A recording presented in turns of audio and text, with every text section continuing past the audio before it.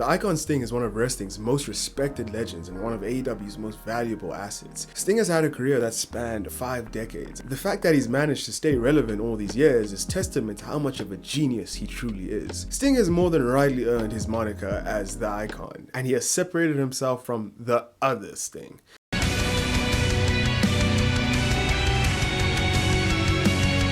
Sting brought his genius to AEW. The fact that he's 62 years old and consistently hangs with younger talent and somehow manages to stand out from the rest with his stoic aura and intense ring presence is truly astounding. Just like today's sponsor, Wrestling Greater Than, which is a streetwear and apparel line inspired by pro wrestling and combat sports. All of their designs are derived from current styles and trends to fit well with your daily outfits. Their pieces like hoodies, graphic tees, and more are affordable and fairly priced. So keep up with the business today by shopping at the link in the description below. But anyway, Sting was born in 1959, and interestingly, he wasn't interested in wrestling as a child, but when he was an adult, he got into bodybuilding and he decided to pursue a career in wrestling after he watched a WWF show live. Sting then became Surfer Sting with his flat top, bleached blonde hair, and face paint. This gimmick was a hit, especially with the younger generation. The Stinger went on to win the NWA World Heavyweight Championship and soon enough the WCW World Heavyweight Championship. However, the Stinger's most iconic character was the Crow, and it was born out of a feud with the hottest faction in professional wrestling at that time, the New World Order, NWO, which was led by Hollywood Hulk Hogan. The Crow Sting was inspired by the movie The Crow. Sting's eerie nature, black and white face paint, long black trench coats, and spectacular entrances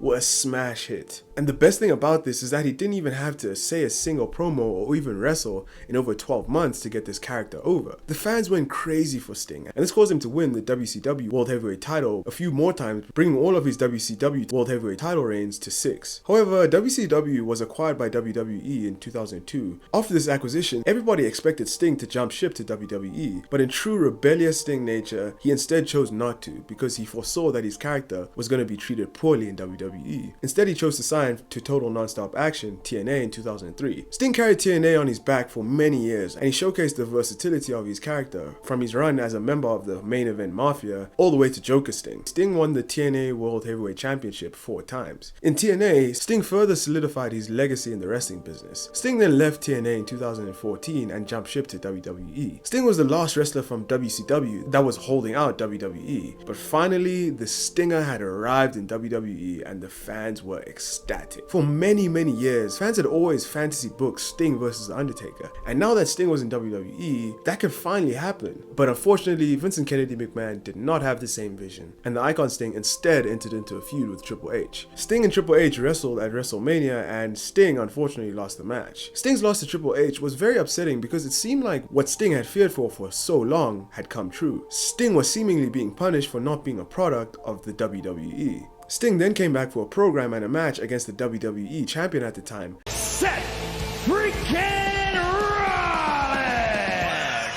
And in their match, Sting took a couple of sick bumps and buckle bumps from Seth and lost the match, but he would suffer a neck injury that at the time caused him to retire from wrestling. Sting's time in WWE was kind of lackluster to say the least, and it wasn't really his fault. It felt that WWE didn't use Sting to his fullest potential, and they could have done way more with him. Nonetheless, Sting was inducted into the 2016 Hall of Fame class and was on a WWE Legends contract. But then in May 2020, it was reported that Sting was no longer under WWE contract, and this led to a host of rumors that Sting was bound for the newest and hottest wrestling promotion, All Elite Wrestling, AEW. But then, after some time, these rumors died down, and everybody kind of just forgot that Sting was linked to AEW at some point. But to everybody's shock, something big happened on December 2, 2020, on AEW's special edition of AEW Dynamite, Winter is Coming. As Will Hobbs of Team Taz was about to hit Cody over the head with the FTW title, the lights went out, and the icon Sting walked out. Sting was AEW.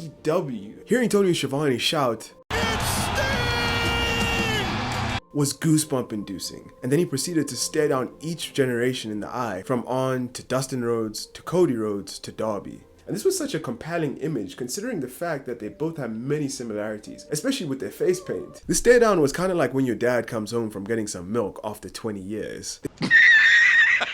It was so satisfying to see Sting in AEW because he left WWE like a dog with his tail between his legs. But now that he was in AEW, you knew that AEW was going to treat him right and uphold and respect his status as a legend. Sting and Darby then decided to team up, and this partnership between Darby Allin and Sting was a match made in heaven, as Sting was literally the face of TNT once upon a time, and Darby was literally the face of TNT in that current moment as the TNT champion. This pairing wasn't only aesthetically pleasing, but they also complemented each other greatly, as they were both loners and both of their attitudes and demeanors were alike. Immediately after Sting debuted, he went on a run of cutting promos in the ring every week without taking a bump. That always ended in some sort of shenanigans with Team Taz. While the fans were excited to see Sting cut promos, fans were getting sick of these segments because they always ended in the same way. That was until Sting took his very first televised bump in AEW, which was a powerbomb from Brian Cage, and Sting just lay there like he was defeated after this.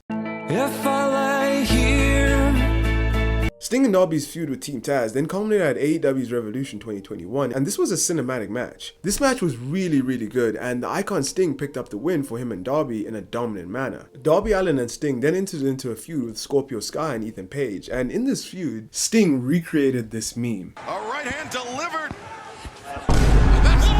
The feud culminated at AEW's first ever full capacity show in almost 500 days, Double or Nothing 2021, and this was Sting's first in-ring match since 2015, so this meant that there was a lot of pressure on Sting. Sting somehow managed to steal the show that night, as he proved to fans that he still definitely got it. Watching a 62-year-old man wrestle the way that Sting did that night was truly remarkable. Darby Allin and Sting ended up picking up the win. After this, Sting's iconic encounter with freshly squeezed Orange Cassidy happened.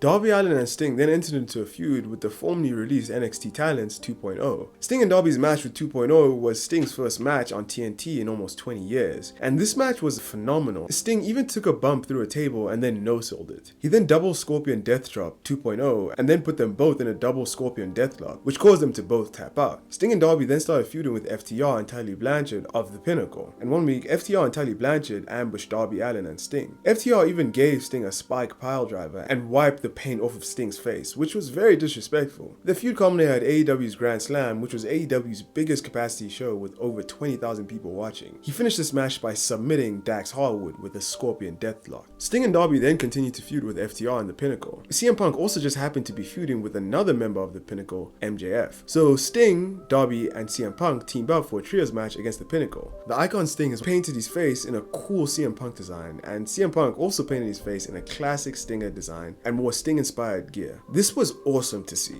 CM Punk, Darby Allin, and Sting took the win in this match. Sting and Darby entered into a feud with The Acclaimed. This feud was very entertaining as The Acclaimed verbally assaulted Sting with their bars. Their beef culminated on AEW Dynamite, and Sting dived off the stage set onto Anthony Bones. And once again, it was insane watching a 62-year-old man pull this off. And Sting and Darby took the win in this match. Sting and Darby are currently feuding with Andrade El Idolo, and Andrade is convinced that Darby Allin is working for Sting, which is hilarious. Darby Allin does not work for Sting. They are friends.